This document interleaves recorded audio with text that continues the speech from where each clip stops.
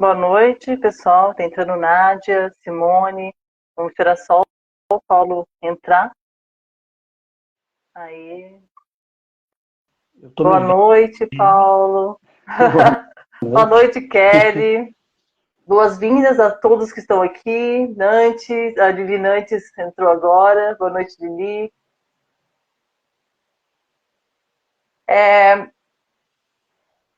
Então vamos conversar um pouquinho hoje com o professor Paulo. Vamos falar um pouquinho com ele sobre os sonhos. Mas antes eu quero que ele me fale um pouquinho sobre como ele começou, se interessou pela psicanálise, como foi o trajeto dele nisso, para depois a gente entrar nesse mundinho aí que a gente muitas vezes vai atrás na internet para pesquisar qual o significado daquele sonho. A gente tinha antigamente aquele almanaque dos sonhos, né, onde a gente via eu sonhei com um gatinho preto, sonhei com um cachorro, o que, que é aquilo? A gente ia atrás de aprender, de entender aquilo através de revistinhas de internet. Então, a psicanálise ela tem uma forma diferente de interpretar isso, e a gente vai estar falando isso com o professor Paulo hoje. Então, Paulo, primeiro pode se apresentar e falar com o pessoal. Olá, então, boa noite. Estão ouvindo bem? Ok. Primeiramente, boa noite a todos que estão aí presentes, que estão acompanhando, né, essa live. Obrigado aí pelo convite. Né? A primeira pergunta que você fez em relação a como é que eu ingressei na psicanálise, né? Primeiramente, eu sempre gostei desses processos mentais, né? Como que funciona a mente humana, né? O comportamento, isso sempre me interessou. O caminho é longo, né? Mas, em resumo, é assim. Eu fiz uma pós em gestão de pessoas e tinha uma disciplina muito específica que me chamou muito a atenção, que é a psicodinâmica das organizações. Esse é um viés que já me deixou aí interessado a compreender melhor essas questões do comportamento. Futuramente, anos depois, eu fiz uma especialização em psicopedagogia e comecei a atender na clínica da universidade, e nesses atendimentos eu percebia que a maioria das crianças que estavam lá para serem atendidas tinham um bloqueio emocional, né, uma dificuldade no aprendizado, mas era tudo, a maioria, se não fosse 90%, tinha alguma coisa relacionada a um bloqueio emocional. E aí eu fui buscar respostas, e encontrei a psicanálise, e aí você abre uma caixa de Pandora, né, e descobre muitas coisas, inclusive de você mesmo. Né? Então, esse processo com a psicanálise, eu me formei em 2009 a 2012 foi o processo de formação. Estou aí há mais de 14 anos na clínica, atuante também como na clínica e como professor em 2 institutos de psicanálise. E o meu mestrado também é na área da psicossomática, que está muito voltado pelo viés aí da psicanálise. Então, esse é o meu percurso aí na psicanálise, ok? Fala então pra gente um pouquinho desse mundo fascinante aí dos sonhos e os significados e o que tem por trás desses sonhos que a gente tanto fica preocupado, às vezes acorda e fica, ai, o que foi isso? Uma coisa nada a ver, que não tem nada a ver com a sua vida, e de repente você se vê num labirinto, se vê em situações estranhas. Explica um pouquinho como que a psicanálise fala, explica sobre isso. Antes do Freud, né, começar a desenvolver o seu trabalho em relação aos sonhos, o sonho já era uma prática milenar, né? Então se atribuía questões místicas, né, significados simbólicos, espirituais, né? Então tinha toda essa conotação com o mundo espiritual, né? Então era profético, né, era mágico, então tinha aquele sacerdote que fazia essas premonições associados aos sonhos. Nós temos histórias na Bíblia, nós temos história dos antigos egípcios, né, tem história da Grécia, então tem várias passagens históricas que falam sobre os sonhos. Bom, Freud, ele começa a desenvolver a psicanálise e ele começa, então, a desenvolver várias teorias, né? E em 1899, ele publica um livro, né? E esse livro, na verdade, tem duas versões, a parte 1 e a parte 2, e ele percebe que os sonhos é a via régia para o inconsciente. Esse é um ponto. Então, na psicanálise, os sonhos, eles são considerados manifestações do inconsciente e são vistos como expressões de traumas, de impulsos, de conflitos internos, de desejos não realizados, né? Então, é uma forma de comunicação que é alienada, né? Em paralelo à consciência, ela vem de uma outra forma de comunicação, e essa comunicação, essa linguagem é transformada em imagens oníricas porque está associada ao sonho, e então o Freud percebe que, opa, aqui tem um caminho para acessar o inconsciente, que ele já estava pesquisando, né? Então, essa obra, né, a interpretação do sonho, deu assim um salto de compreensão, e o Freud, então, consolida a psicanálise através desta obra. Por isso que é uma das obras mais importantes para o Freud, para a psicanálise até hoje. E ele começa, então, a perceber que existem muitos significados ocultos através dessas imagens oníricas que precisam ser descodificadas para serem interpretadas. Então, ele diz que todos os sonhos são passíveis de serem interpretados. Então, o Freud, ele tira aquele misticismo que tinha antes dele e coloca um método, coloca uma ciência. Por que ciência, né? Porque tem um objeto de estudo, tem um método de trabalho e tem o pesquisador, que era, no início, o próprio Freud. Então, ele coloca uma técnica para interpretar as manifestações do inconsciente.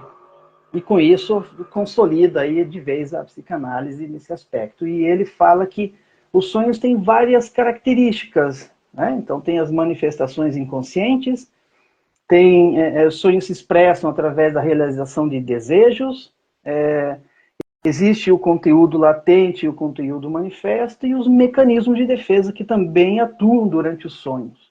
Então, todas essas características é o resultado, vamos dizer assim, os sonhos são resultados finais de um trabalho mental que é feito durante a noite, né? Ele chama de trabalho dos sonhos, né? Mas é um trabalho mental. Então, os sonhos se manifestam, né, de diversas formas. Nós vamos falar um pouco, né, disso também. Justamente, então, a psicanálise compreende que os sonhos é justamente isso, né?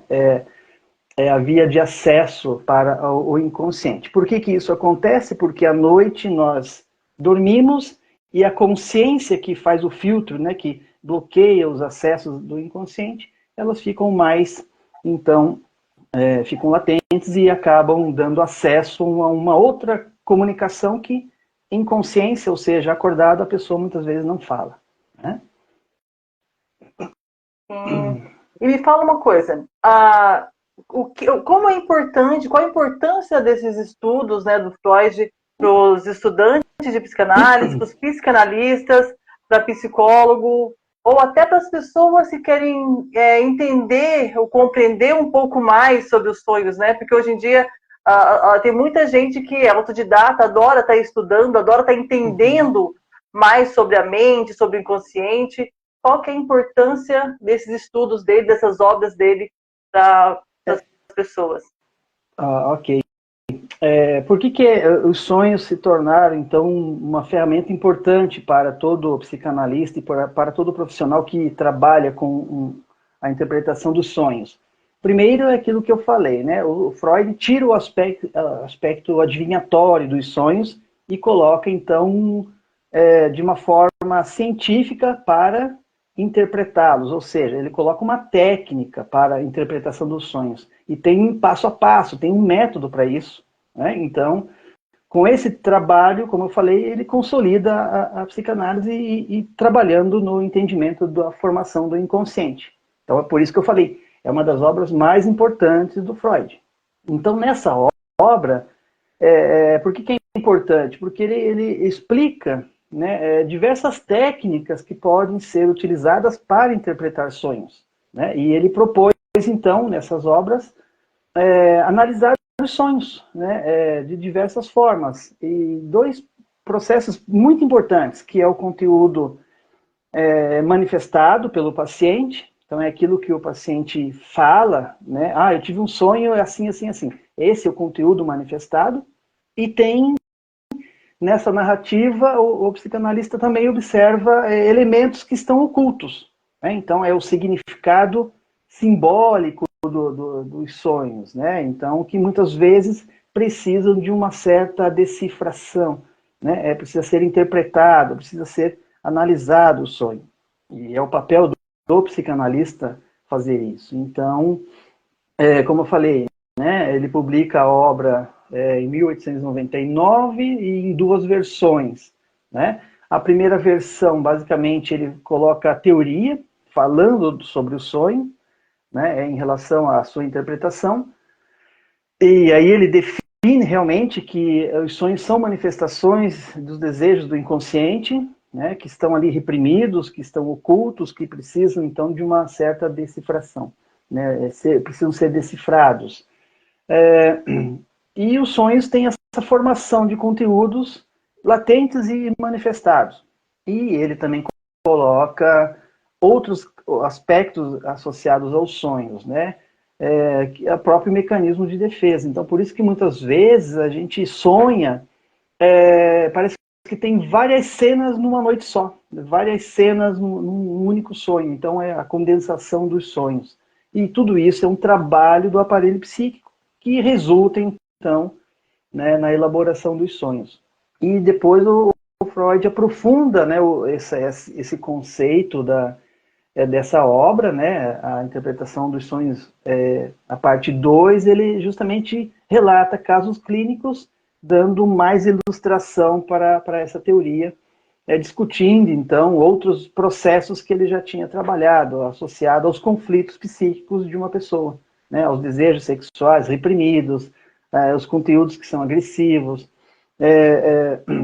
os restos do dia, que ele chama, associado aos complexos, complexo do Édipo, por exemplo, os sonhos bizarros, os sonhos infantis, os sonhos lúcidos, todo tipo de sonhos que, então, ele coloca, né, de uma forma muito didática, né, para explicar aí todos esses aspectos da natureza do próprio sonho, né, para entender o significado desses sonhos e justamente tirando aquela parte que era feita antigamente, né?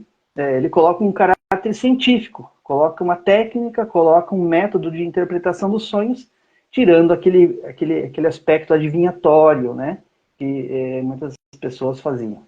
Ok? Chega um paciente para você e vai contar o seu sonho. Qual que é a importância desse sonho para o psicanalista? Ele estar analisando, para ele estar entendendo esse paciente. Pessoal, quem quiser fazer pergunta, deixa aí que a gente fala com ele para ele responder. Tá bom? Tá. Geralmente os sonhos, né, o paciente traz um sonho e está muito ligado, né, com a própria história de vida dele. Então esse é um processo que é muito importante a gente entender. Não dá para analisar um sonho de alguém que a gente não conhece, porque pelo viés, né, do Freud, a gente compreende que os sonhos, a interpretação dos sonhos é um resultado de um trabalho. Né? A gente precisa descodificar muitas coisas, mas essa comunicação que a gente recebe do paciente, essa narrativa do paciente, o relato do sonho, tem muito a ver com os conflitos do próprio paciente. Então é muito subjetivo isso. Então isso é importante que a gente saiba que isso faz parte. E por que nós utilizamos, né, os sonhos como ferramenta terapêutica? Justamente para explorar, né, o inconsciente do paciente. E ali começa a fluir, né, e ser desvelado, né? É tirar o véu que encobre a verdade daquele sujeito. E assim a gente consegue compreender melhor os conflitos internos desse paciente. Então, é comum, às vezes, o paciente inicia um processo terapêutico e demora meses, muitas vezes, para acessar realmente aquilo que nos interessa, que é aquele conflito, aquele trauma, aquela a gente chama da verdade do sujeito, aquilo que ele evitou a vida toda. E os sonhos é uma via para a gente compreender isso. Então, quer dizer que, às vezes, o paciente está em análise, inicia um processo de análise e não traz nada de substância para a gente poder analisar. Porque o psicanalista, ele analisa o sintoma do paciente. Né? E esse sintoma, a gente busca as origens, as causas que levaram a esse conflito, a esse adoecimento mental, né? E outros aspectos que podem ser, inclusive, patológicos. Os sonhos, eles dão um acesso mais fundamentado para a gente fazer as devidas interpretações. Ok? Tem um sonho da Selminha colocou aqui. Ela tem sonhos recorrentes com cobras gigantes no teto, de bico aberto, tentando engolir, de boca aberta, o bico aberto, engolir ela na cama. E qual seria o fundamento destes sonhos? A Selma foi uma aluna, uma excelente aluna, né, da época da administração, há muitos anos. Então, seja bem-vinda, Selma. Então, assim, eu não vou poder analisar o seu sonho porque eu não conheço a sua história, mas um sonho recorrente, ou seja, aquele que se repete, né, várias e várias vezes, vários anos, inclusive, é porque tem um espectro, algo já aconteceu na sua vida. Então, porque tem alguma coisa não elaborada e que precisa ser decifrada, precisa ter um fundamento de fato, né? Então, quando a pessoa sonha de forma recorrente, né, às vezes repete, né, justamente os mesmos elementos, os mesmos símbolos, está muito ligado aí a alguma coisa que aconteceu no passado, que precisa ser realmente decifrado, interpretado e compreendido, mas tem que entender a sua história de vida para poder relatar, né? Sonhar com cobra, sonhar com a cama afundando tem aspectos associados ao medo. Provavelmente alguma coisa aconteceu, né, que precisa ser compreendido. Né? Antigamente, se falasse que sonhou com cobra, a gente já logo falava que tinha alguma amiga que era cobra, que ia se, que ia se mostrar. Já ligava a traição, né? Antigamente era assim. Sim, de forma geral, as pessoas associam a esse elemento, né, que rasteja, que é traição, né, que tem alguma coisa que está sendo arquitetada com a pessoa, enfim. Mas dá para levar em consideração também isso. Uma pergunta Mas, assim, da Kelly. Pode falar. Mas, em resumo, né, nessa perspectiva, pelo viés da psicanálise, os sonhos são fenômenos complexos, né? Então, veja, né, a Selma acabou de relatar um sonho complexo, estranho, sem sentido, né? Mas todos esses relatos refletem uma dinâmica inconsciente, né? Ou seja, alguma coisa acontece ou aconteceu que está ali, né, repetindo toda noite, toda semana, anos, né, esses sonhos se repetem. Precisa, então, entender aí através de um processo terapêutico. A Kelly, ela perguntou que na análise, quando o paciente traz o sonho, nós podemos interpretar o sonho ou devemos conduzir o paciente para que ele mesmo interprete?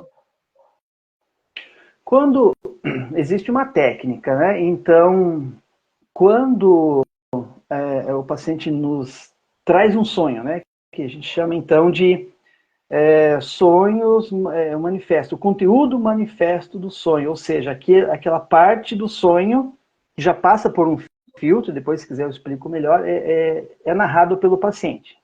Ok. É quase um jargão, a gente aprende, né? O que você associa com esse sonho?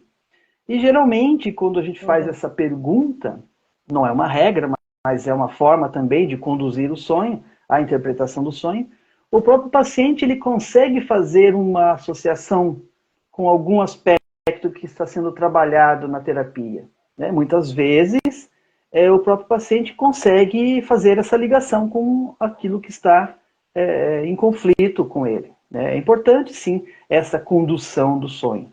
Porque isso, essa parte conduzida, foi narrado pelo paciente. E muitas vezes é a compreensão dele que está sendo ali, a demanda dele, né? A fala dele já parte de uma certa compreensão do próprio paciente. Aí ele fala, o psicanalista tem a sua própria interpretação, né? Então esse é um trabalho que é conduzido, sim, durante as sessões, que pode ser trabalhado dessa forma. Geralmente o paciente traz já uma certa compreensão. Dependendo do sonho, isso é possível. Dependendo do sonho, é totalmente sem conexão, é sem nexo, é sem sentido, é estranho, que são os elementos do próprio inconsciente, como o sonho que a Selma relatou ali, né? No Então, início, você não respondeu desculpa, ainda, pode continuar. Então é nesse sentido que aí entra o outro conteúdo que faz parte da interpretação dos sonhos, que é o conteúdo latente, né? Aquele que precisa ser descodificado, esmiuçado, né? Os elementos que compõem essas imagens para poder ter um sentido para o paciente depois. Então, no início, você falou sobre características dos sonhos. Não, mas você pode continuar. Eu queria que você aprofundasse um pouquinho sobre as características dos sonhos para a gente, mas pode dar continuidade aí no que você estava respondendo, se você tem mais alguma coisa para pontuar. É que tem muita coisa, né? Então, por exemplo, né? A Selma relata um sonho aqui descrito totalmente estranho, né? Não tem sentido. Então, esses elementos, eles precisam ser esmiuçados. Qual o significado da cobra? Qual o significado de estar afundando na cama? Né? Então, tem esses elementos que estão compondo ali as imagens. Né? Então, é uma comunicação que se transformou numa imagem onírica. É nesse sentido que precisa ser, então, interpretada. Aí entra o trabalho de interpretação, que é descodificar esses elementos simbólicos. Por isso que eu falei, não dá para fazer uma análise de um sonho sem conhecer um pouco da história de vida do paciente. Por exemplo, a cobra pode ter um significado para você, mas para a Selma pode ter outra coisa. Né? E cada pessoa tem a sua construção simbólica desse elemento que apareceu. Né? Então, nesse sentido. A sua pergunta era sobre a parte as características que você falou no início. Então, é importante ressaltar algumas questões, né, antes de falar das características. Existem os mecanismos do sonho. Esses mecanismos dos sonhos foram identificados pelo Freud. Né, e aí que ele usa o termo que é o processo do trabalho do sonho. Então, o sonho vem de forma condensada, ele pode ser deslocado, ele pode ter uma figuração diferente, ele pode ter uma elaboração secundária, que é aquilo que pode ser decifrado depois pelo paciente, né? Pode ser narrado pelo paciente, e existem os elementos simbólicos. Então, todos esses aspectos que eu relatei são mecanismos dos sonhos que depois aparecem de forma como conteúdo manifestado e como conteúdo latente, que aí entra a parte da interpretação do psicanalista. Né? Então, a condensação. Por que chama de condensação? É por isso que muitas pessoas sonham várias coisas numa única noite. Parece que teve várias histórias, tudo amontoada. Então, esse agrupamento dessas imagens, desses elementos, aparece em um único sonho. Então, está tudo condensado numa única história. Por isso que ele fala que o sonho vem através dessa condensação. Né? Então tem esses elementos, né? Condensação, deslocamento, a figuração, que é a representação simbólica dos desejos, a elaboração secundária, que é aquilo que é possível ser narrado pelo paciente, que torna o sonho um pouco mais coerente à história, e a simbolização, que são os elementos simbólicos que podem representar ali, né, os próprios desejos e conflitos da pessoa, que aí precisam ser trabalhadas essa descodificação. As características dos sonhos, né, está ligado então às manifestações do inconsciente. Então, o próprio Freud diz, diz, né, que os sonhos é uma porta, né, uma janela para o inconsciente, então é a via régia, ele diz, né, a via régia para o inconsciente. Então é através dos sonhos que o paciente revela tudo aquilo que não foi dito, inclusive, na sessão. É como eu falei para vocês, tem pacientes que iniciam um processo de terapia. Eu tive um caso, alguns anos atrás, a paciente 3 meses falando do cotidiano, né, só falando das questões do cotidiano e nada de acessar aquilo que realmente faz parte, né, dos seus conflitos, mas de repente ela traz um sonho, espontaneamente ela conta um sonho que entra numa taberna, nessa taberna uma senhora vem na direção dela e entrega uma caixa. Ok. Aí começa então a narrativa do paciente, e através dessa narrativa, se vocês perceberam, tem vários elementos simbólicos que podem ser interpretados. Primeiro, a taberna nos remete a um contexto histórico, ou seja, a algo lá atrás que aconteceu, que precisa ser decifrado. A taberna era aqueles barzinhos, né, do tempo medieval, né? As pessoas abriam as portas e entravam e ali... e uma senhora entra, né? Entregando uma caixa. Então, veja os elementos preciosos que tem nesse sonho que foram relatados. Né? A senhora é uma sabedoria, né? Alguém que precisa passar uma mensagem para essa pessoa. E dentro daquela caixa que precisa ser aberta, precisa ser... A partir desse sonho é que realmente começa a ter ali um efeito da análise. Então, veja como é interessante. Às vezes o paciente não diz conscientemente nas suas sessões, não manifesta, né, não fala durante a terapia, mas os sonhos relatam tudo aquilo que não foi possível, né? Então, os pensamentos, a linguagem se transformam nesses elementos simbólicos que está fora da consciência do indivíduo. Então, eles são considerados como essa comunicação simbólica, né? Por que a gente fala muito do termo simbólico? Porque o simbólico é uma linguagem que é transformada.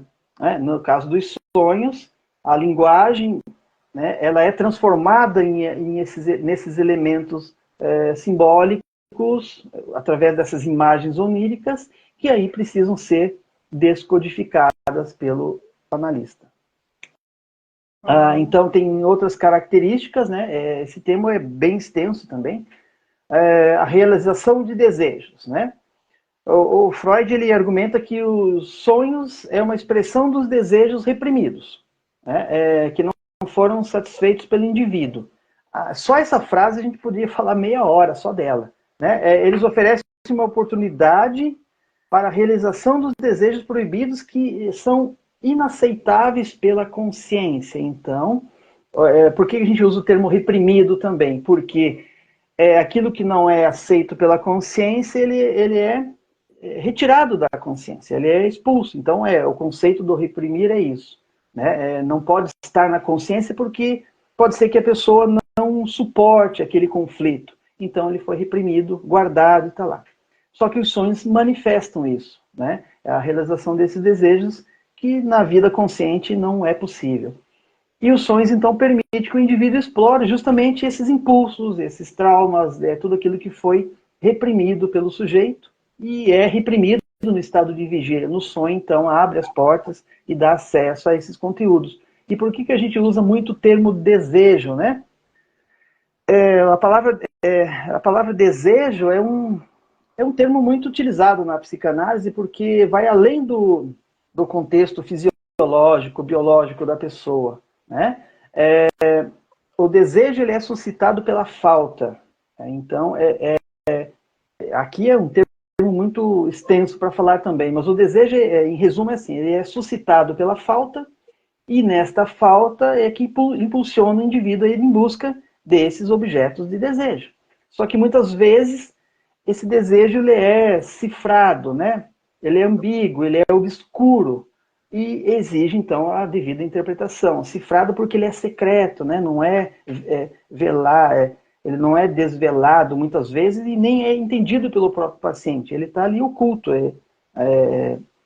Precisa, então, de uma certa interpretação. Então, o Freud diz que o sonho é a realização de um desejo. aquilo que o indivíduo muitas vezes não faz em vigília, os sonhos, então, começam a trabalhar nessa elaboração para tentar achar ali um meio termo, né, nesse sentido. Todo esses processos que eu estou falando, essas características que eu estou aqui apresentando, é que formam depois o conteúdo manifesto e o conteúdo latente. Então, só relembrando, né, o conteúdo manifesto é aquele que é relatado pelo paciente, que vem de forma muitas vezes distorcida, estranha, mas o paciente consegue narrar alguma coisa, né? Que ele lembra, né, que teve um sonho esquisito, enfim, mas ele ainda consegue transformar isso numa certa linguagem, relatado pela própria pessoa, pelo paciente. Então, esse processo, já nesse processo aqui, o resultado final do trabalho do sonho, já passou por um filtro. Muitas vezes nem é tudo aquilo que o paciente está narrando. Pode ser muito mais coisas diferentes. E por isso que a gente tem aquela condição assim, né? Provavelmente todos já passaram por isso. Eu tive um sonho, eu vou dormir um pouquinho mais, e quando acorda, esqueceu a maior parte do sonho, já não consegue lembrar, justamente porque passa por um filtro. Esse é o conteúdo manifesto, né? E o conteúdo latente é aquele que se refere a esses desejos e impulsos inconscientes, mas eles vêm de uma forma codificada, que precisa ser, então, interpretadas, né? Então, vejam, tudo isso que eu estou falando faz parte dessas características dos próprios sonhos, né? É o resultado final do aparelho psíquico. Durante a noite isso acontece. Ok? E tem também o Freud, ele fala dos mecanismos de defesa, né, que também operam no trabalho dos sonhos, na formação dos sonhos. O que são mecanismos de defesa? São artimanhas do próprio ego, né, artimanhas do ego, né, articulações do ego para proteger o aparelho psíquico contra 3 investidas: do ambiente externo, o conflito dos impulsos e a rigidez do próprio superego. Então, o ego faz esse trabalho também como mecanismo de defesa. E nos sonhos, o Freud percebe que acontece algo semelhante, mas ele vem de forma de censura, né? Por isso que nós esquecemos alguns sonhos, ele vem misturado, né? Ele chama então de condensação, ele vem deslocado, né? Eu tenho conflito com a pessoa, sonho outra coisa. Então, o sonho faz esses mecanismos também para disfarçar a realidade daquele sujeito. Então, esses mecanismos que o Freud nos apresenta justamente para mascarar a real intenção dos impulsos e os desejos reprimidos desse sujeito que está ali passando por algum processo. E o sonho revela isso, né? Ok? Se alguém tiver alguma pergunta, podem deixar, tá? Que aí eu vou passando para ele. Mas, Paulo, você fala muito sobre o simbolismo dos sonhos, né? Você pode dar alguns exemplos e contar algum relato de algum paciente, sem, é lógico, expor, né? Mas falar algum relato de algum sonho e como exemplo para gente? Ok. Simbolismo dos sonhos, né? A psicanálise realmente se utiliza muito desse termo, né? O simbólico. Né? O simbólico é o lugar onde a linguagem exerce a sua influência. Por isso que o mundo ele é simbólico, porque ele é passível de ser interpretado, ele tem um significado, né? Ele é compreendido. Por isso que a gente usa o termo simbólico. Se não fosse simbólico, a gente não teria compreensão das coisas, né? Então, tudo que acontece em nosso redor, ele é simbólico, né? Porque tem a ver com a nossa própria subjetividade. Mas nos sonhos ele tem essa característica muito importante, né? Existem muitos elementos simbólicos que estão contidos naquele sonho, que é o trabalho do aparelho psíquico. Só que, se eu falar para vocês, por isso que o Freud desmistificou tudo isso, porque A árvore, para mim, pode ter um significado simbólico, mas para você é o outro, para a Selma que está aí presente é outro, e para todas as pessoas tem um significado muito particular. Então, por isso que é importante justamente a gente compreender isso, né? Quando a gente vai fazer a interpretação dos sonhos, mesmo que a pessoa relate, eu não consigo lembrar do sonho, está muito esquisito, eu não queria contar, mas conte, né? Porque mesmo de ser que não tenha sentido para o paciente, ele pode ser descodificado pelo psicanalista, né? Porque essa descodificação pode trazer à luz, né, ou dar um sentido melhor para aquele processo terapêutico. Então, de forma geral, alguns elementos simbólicos, né, podem fazer um sentido para compreender aqui os recônditos da mente, né, aquilo que está realmente oculto, escondido lá no inconsciente. E quando a gente interpreta os sonhos, lembrando, o conteúdo manifestado pelo paciente, o conteúdo que precisa ser decifrado, que é o conteúdo latente, analisar o sonho é muito subjetiva. Por isso que eu falei para a Selma no começo, né? Não posso analisar um sonho porque o sonho tem muito a ver com as questões subjetivas da própria pessoa, a história de vida dela, tem muito a ver com isso, não dá para separar. Né? Paulo, Oi. Deixa eu falar aqui um relato da Cláudia. Ela fala que o que aconteceu com ela, imagina o que aconteceu comigo, pode ser comum, né? Falando nos mecanismos de defesa. Ao começar a acessar o subconsciente na terapia através dos sonhos, em algum momento paramos de sonhar ou de se lembrar dos sonhos. Né? Ela fala o tal mecanismo de defesa. Aí um dos processos que acontece é a própria resistência. Né? A resistência é um mecanismo de defesa de não deixar fluir, né? Não deixar seguir em frente, não deixar o processo da terapia fluir como se espera. A resistência é um mecanismo de defesa. Né? E aparece também justamente para mostrar esse aspecto. Né? Então, quando a gente volta, né, a falar aqui da parte simbólica dos sonhos, né, primeira coisa, tem muito a ver com a história de vida da pessoa. O que eu quero dizer com isso?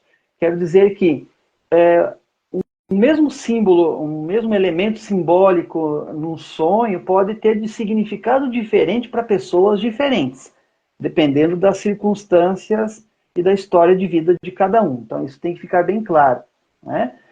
Mas alguns elementos são muito, de forma geral, tem muita similaridade. Por exemplo, vou citar aqui alguns exemplos. Água. Você pode pesquisar em qualquer aspecto, a água sempre vai estar simbolizando as emoções. Né? A necessidade de limpeza, a necessidade de mudança. Então, exemplo. Você pediu exemplos também. Tem pacientes que sonham. No início da análise é justamente assim. Pessoas sonham com tempestade, com águas turvas, com poço profundo, escuro, sombrio, e depois, no processo de análise, vai mudando esse aspecto simbólico. Elas começam a sonhar com águas límpidas, aquela chuva de verão calminha, né? Então está muito ligado todo esse processo da água, rio, tsunami, né? Tem pacientes que sonham que a enxurrada leva tudo. Esse é o processo que precisa ser trabalhado, tem que limpar mesmo. Né? O fluxo da vida, fluxo das emoções que estão ali necessitando de um trabalho. Né? Vejam como é interessante esse elemento simbólico. Né? A água tem uma característica muito peculiar nesse caso. Né? Quer ver um outro elemento importante? A casa.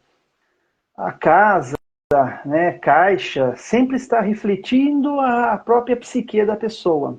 Né? Então, remete uma sensação de segurança ou de insegurança, dependendo do contexto. Mas tem pessoas que sonham de dentro da casa olhando para o lado de fora, tem pessoas que estão do lado de fora e olham para o lado de dentro, que precisam entrar, tem pessoas que estão lá dentro da casa, em um determinado quarto, com caixas fazendo mudança, tem pessoas que carregam mudança, então vejam os aspectos que precisam ser trabalhados, né, penetrados no inconsciente para abrir aquelas caixas e ver o que tem lá dentro. É muito simbólico isso, nesse contexto, a casa, né, as caixas refletem justamente aquilo que precisa ser desvelado, né, tirar o véu que está encobrindo.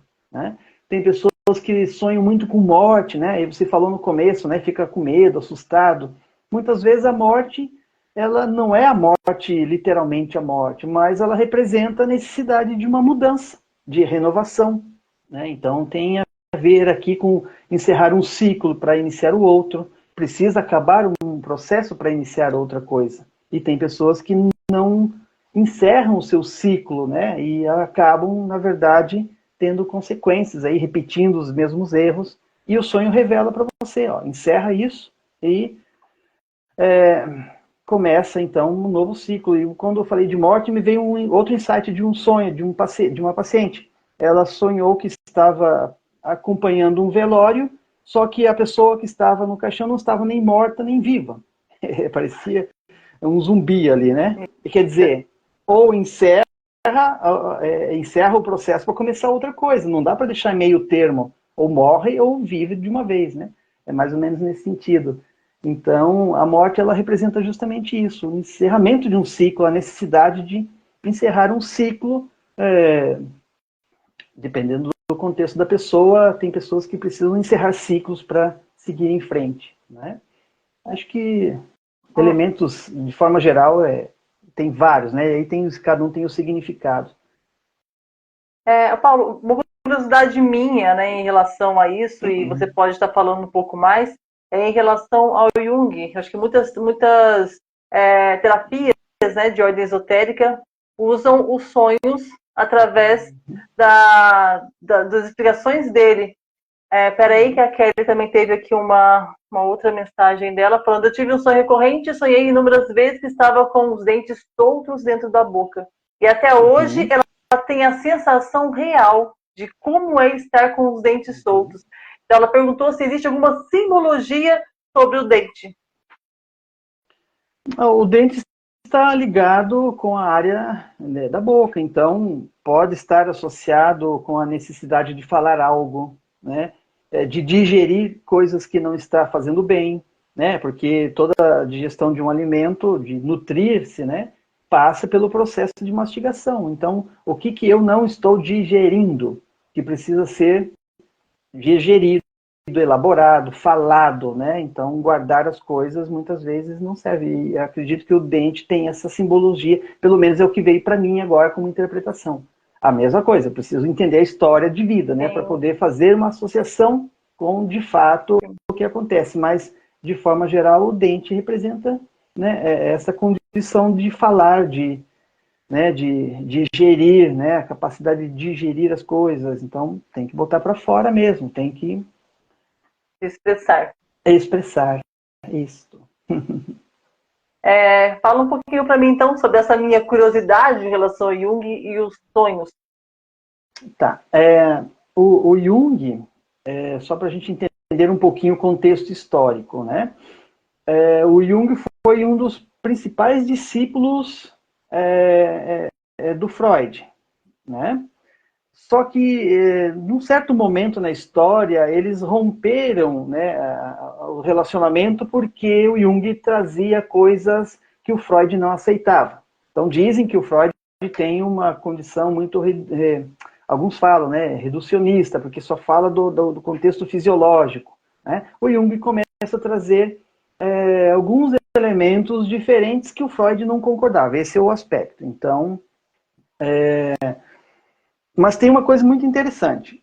Quando fala de sonhos, o Jung, depois do Freud, é uma pessoa assim, excelente, né? Tem um contexto universal para falar sobre a interpretação dos sonhos. Né? Então, todo profissional também deve permear, né, essas questões associadas ao Jung, porque ele traz para a gente assim, um significado do simbolismo, né, que vem do conteúdo onírico, né, dos sonhos, muito profunda. Né? Só para vocês terem uma ideia, ele dedica, acho que de todas as obras dele, 5 obras só para falar de interpretação de sonhos, ligado, né, aos outros aspectos. Só que as suas contribuições em relação aos sonhos, ele coloca alguma questão a mais, né? Então, ele fala de inconsciente coletivo, né? Nesse inconsciente coletivo tem os arquétipos, que aí entra os elementos simbólicos dos sonhos, né? É muito interessante nesse sentido, porque ele traz também um significado muito forte, mas para ele é muito mais do que aquilo que o Freud falava, né? Então, a, a interpretação dos sonhos pelo viés do Jung, né, tem uma característica muito peculiar também, né?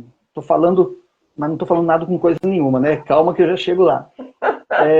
Para ele, os sonhos exprimem as verdades do sujeito, né? É muito importante essa compreensão. E outro aspecto, assim, para ele não é só herança psicológica, biológica, psicológica, mas também tem uma herança ancestral. Por isso que ele coloca os arquétipos nesse sentido, né? Então ele se dedica, ele viaja o mundo e se dedica muito para entender o simbolismo, né, dos diversos elementos que compõem, inclusive, os sonhos, né? Essa interpretação dos sonhos, para ele, é uma forma do inconsciente se comunicar com a consciência que vem através dos sonhos. Então tem essa configuração, né, pelo viés do Jung. Que mais? Coisas que eu me lembro, assim, né? Então, o Jung não é apenas desejos e traumas reprimidos, mas tem outras infinidades, por isso que ele coloca o inconsciente coletivo. Nós temos uma ancestralidade que muitas vezes é revelada no sonho. Então, existe aqui uma camada universal que é comum em todos os seres humanos, né? E essas imagens vêm muitas vezes através de arquétipos.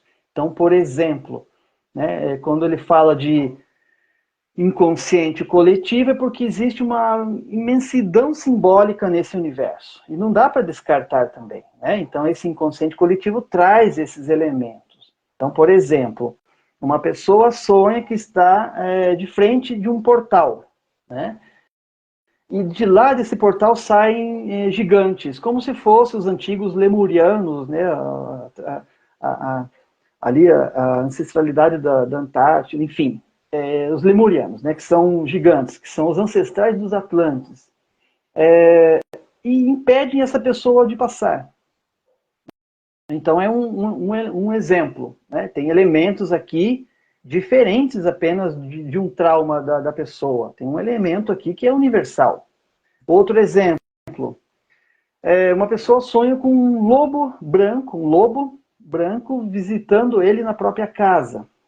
No início, essa pessoa fica com receio, mas percebe que o lobo não está ali para atacar. Existe uma mensagem aqui. Consciente disso, essa pessoa tenta se aproximar desse animal, que depois ele sai, né? Então, veja, no primeiro sonho nós temos alguns elementos arquétipos, como o sábio, que representa, né, aquelas pessoas que impedem a entrada.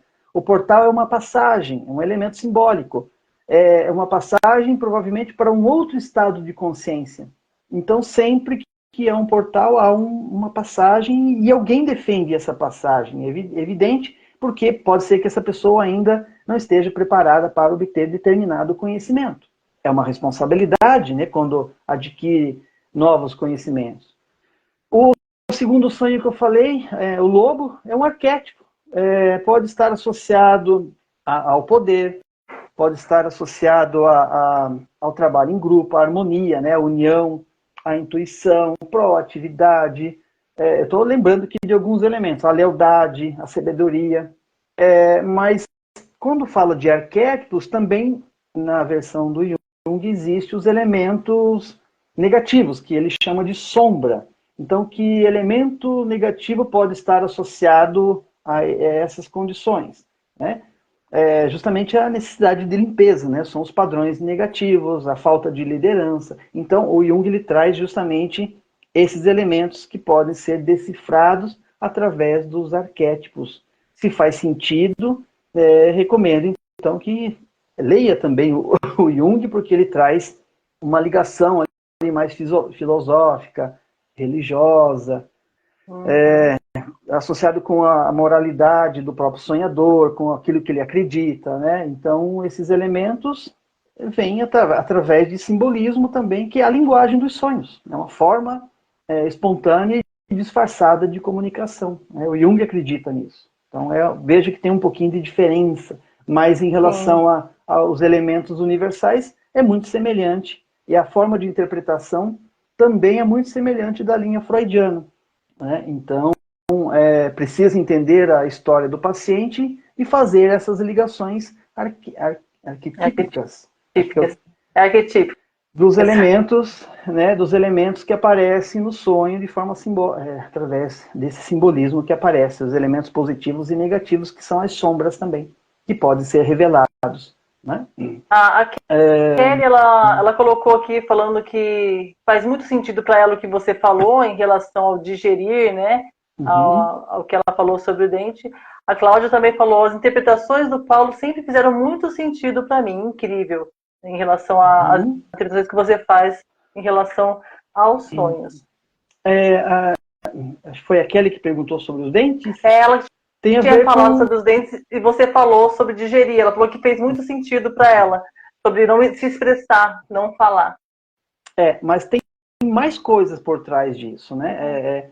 Morder, né? Morder é um ato de agressividade também, então provavelmente sentimentos de raivas que estão ali contidos, a frustração está contida, e o ato de morder mostra isso, né? Então é justamente isso, precisa entender, compreender as origens dessas condições para poder dar um novo sentido para tudo isso e mudar, né? É o que o trabalho de terapia faz. Ok? Alô, vamos então falar um pouquinho mais aqui. Só mais uma perguntinha, né? Perguntinha nada, na verdade, eu vou estar pedindo para você para dar dicas para os profissionais ou para aquelas pessoas que são curiosas, autodidatas, né?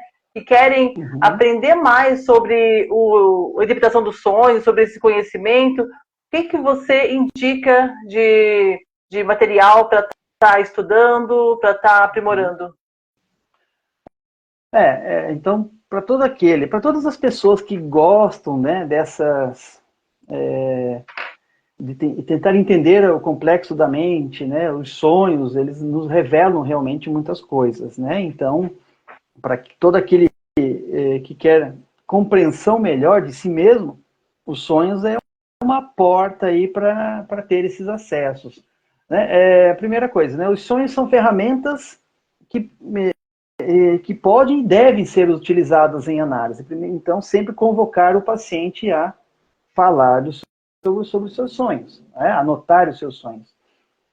Não é fácil fazer a devida interpretação. Então, é um desafio para todo profissional que trabalha na clínica, né? Então, não é assim tão fácil fazer interpretações de sonhos, né? Muitas vezes ele se torna estranho até para o próprio analista, né? Então, só para recapitular, para fazer interpretação dos sonhos, passa por uma técnica progressiva, né? Primeiro, eu tenho que entender a história de vida do paciente, e esse sonho provavelmente vai estar relacionado com essa história. A interpretação dos sonhos passa por um processo de elaboração onírica, então eu tenho que interpretar aqueles elementos que compõem o cenário do sonho.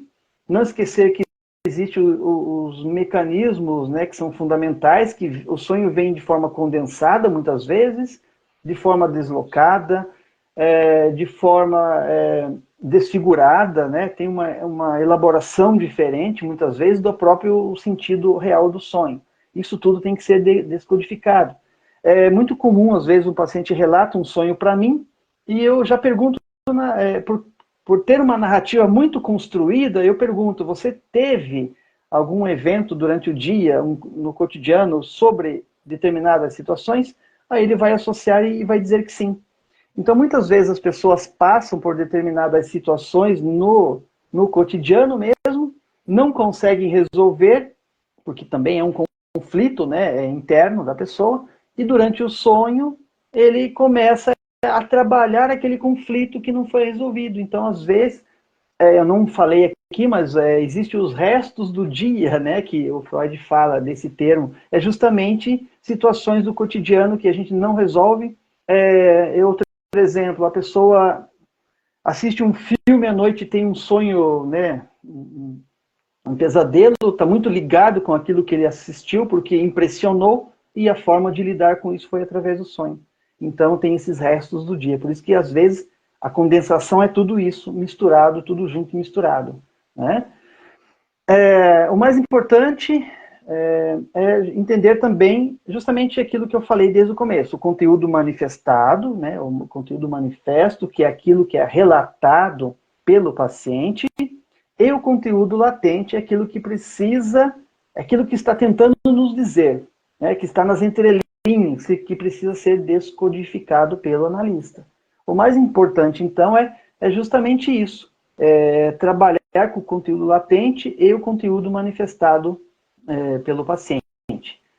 É claro que isso não é da noite para o dia, é uma prática. Né? Eu estou aí há mais de 14 anos na clínica. É evidente que tem que ter todo esse trabalho e é a prática, não tem outra forma, né, de você desenvolver a habilidade de interpretação dos sonhos. Ok? Mas uma sugestão muito importante é anotar os próprios sonhos. Né? Mesmo aquele que não trabalha na clínica, mas quer compreender melhor né, os seus conteúdos que se manifestam durante o sono, né, através dos sonhos, anotar os sonhos é uma prática muito interessante. Só para vocês terem uma ideia, eu faço isso desde 2009, porque eu também sonho muito bastante complicado. Eu sonho muito, né? E desde 2009 eu tenho essa prática de anotar os meus sonhos. Daqui a pouco eu tenho um outro livro aí falando sobre isso, né? Associado, evidente, com a minha própria história de vida. Então, para quem quer aprimorar a técnica de interpretação dos sonhos, é justamente isso, praticar na clínica. A psicanálise é a clínica, não tem outra forma de exercer a psicanálise. Né? Se me permite, eu também tenho um e-book falando sobre a interpretação dos sonhos. Né? Nesse e-book eu coloquei de uma forma bem didática, né, sobre os aspectos gerais dos sonhos, como que é a interpretação dos sonhos pelo viés do Freud, as contribuições do Jung sobre os sonhos, como que é o método de análise, né, de interpretação dos sonhos, tanto do Freud quanto do Jung, os aspectos neurofisiológicos dos sonhos, né, e alguns relatos de casos, né, associados aos sonhos. Então, só para a gente recapitular, né? Se eu quero trabalhar na interpretação dos sonhos como uma abordagem freudiana, eu sempre tenho que lembrar que existe aqui algo voltado para a história de vida do paciente, que tem ali seus conflitos internos, seus conteúdos reprimidos, e a simbologia está sempre associada à história de vida desse paciente. Ok? Então é a partir dessa perspectiva que eu consigo interpretar os sonhos. Se eu quero trabalhar mais com a linha junguiana, além desse conteúdo reprimido, que também é importante, ele não descarta, né, tudo aquilo que o Freud falou, existem os elementos simbólicos que são interpretados de forma ampla, que são os arquétipos. Né? Então, eu preciso realmente compreender, né, a forma de trabalho e a técnica de cada um para poder realmente, eu gosto mais, me interessei mais por esse aspecto, aí eu vou me dedicar a estudar. O que é importante é assim, né, o Freud mesmo diz, né, os sonhos sempre vão ter um sentido e existe um método científico para interpretá-lo, ok? Aquilo que é narrado, aquilo que está ali pronto para ser decifrado, que precisa ser interpretado, esse é o trabalho, em resumo, né, a parte técnica. Né? Então, não é só o sonho relatado pelo paciente, a gente tem que estar atento aos elementos que compõem esse cenário. Então, acho que não tem outra dica, não sei falar isso, que a própria clínica vai te dar essa experiência. E anotar os próprios sonhos, acho que ajuda também a você mesmo fazer as devidas interpretações. Ok? Então não tem segredo, é estudo ir científico, atrás de estudo, ir atrás de identificar, atrás de trabalhar em você mesmo, começar a fazer uma análise dos seus próprios sonhos para conseguir estar tendo essa prática também com o paciente, né? É uma prática, né? Não tem... A função de interpretar os sonhos é justamente isso, tornar esse sonho legível, desvelar, né? Tirar o véu daquilo que não faz sentido, né? Daquilo que está oculto, daquilo que é estranho. É o trabalho do psicanalista fazer isso, tornar o sonho legível para o paciente, né?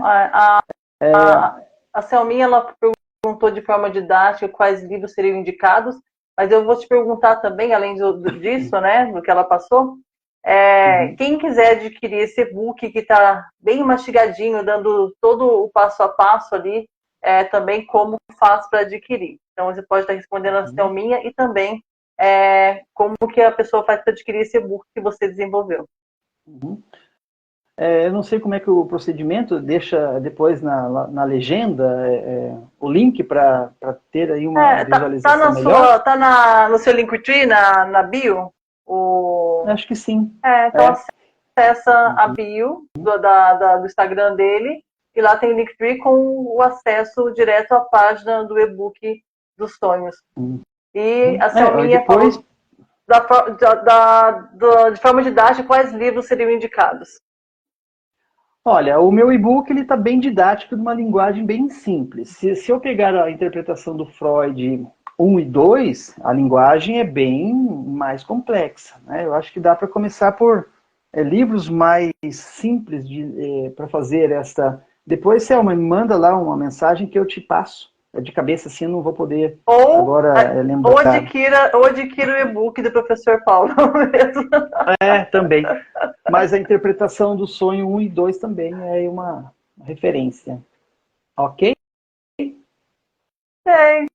Então, se ninguém tiver mais perguntas, é isso. Né? A nossa live de hoje foi bem legal, bem produtiva. E agradecendo a todos que ficaram aqui até agora, que fizeram suas perguntas. Espero que ele tenha respondido todas.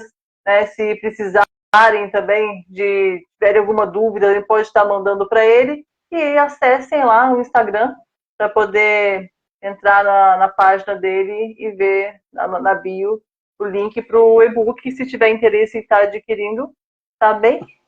E mais alguma coisa, Paulo? Para a Selma, né? Para todos que estão presentes, é evidente, tem uma série chamada Sandman. Assistam essa série porque está muito ligado com o mundo dos sonhos, né? O mundo fantástico dos sonhos, né? O Morfeu, né? Que é o ser mitológico lá, né? O rei dos sonhos. Eu acho que é também aí uma forma de a gente compreender, né? E tem uma frase até coloquei no meu e-book, né? Que o Morfeu fala assim: sem sonhar, a humanidade desaparece. A gente precisa do sonho, a gente precisa, né, ter esse aspecto para trabalhar, né, a nossa mente, porque senão a gente não resistiria a todos os nossos conflitos, né? Olha, acho que tem mais gente perguntando. A Kelly está perguntando, ela perguntou se dá tempo de responder, mas eu acho que dá, né? Vamos falar com ela. Ela perguntou, não sei se você está conseguindo ler aí, e a paciente trouxe um sonho que via bebês sendo abusados sexualmente por animais. Na história de vida dela, ela foi abusada pelo pai quando criança. E ela chegou a pensar se não foi abusada também, sendo bebê. A Kelly chegou a pensar que essa paciente também não foi abusada sendo bebê. Ela perguntou se der tempo de responder. Aí tem todo um contexto que provavelmente é associado ao trauma de vida dessa paciente, né? Então, nesse contexto, que ele vai pelo viés das fantasias edípicas, do incesto, né? E todo o trauma que carrega, né, essas características de pessoas que passam por esse tipo de abuso.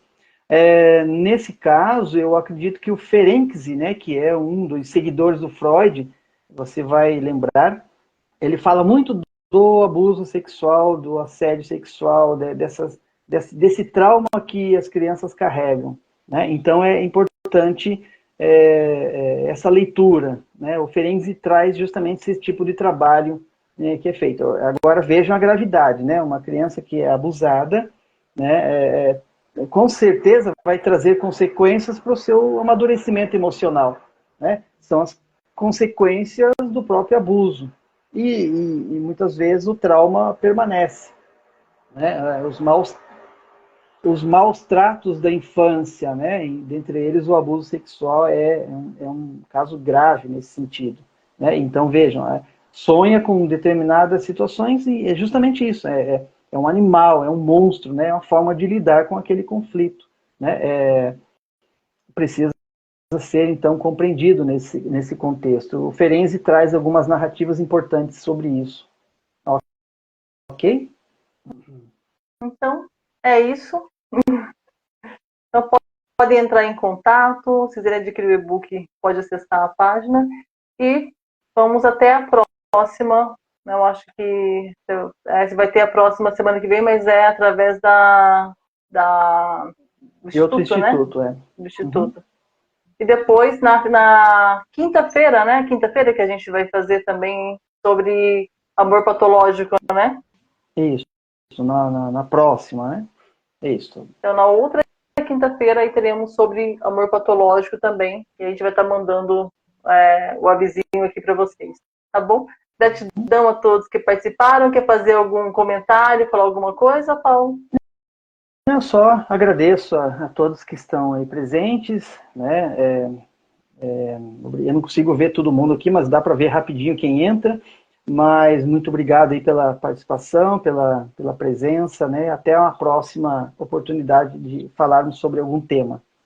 Muito obrigado e obrigado mais uma vez pelo convite. Gratidão a todos e até a próxima. Até mais.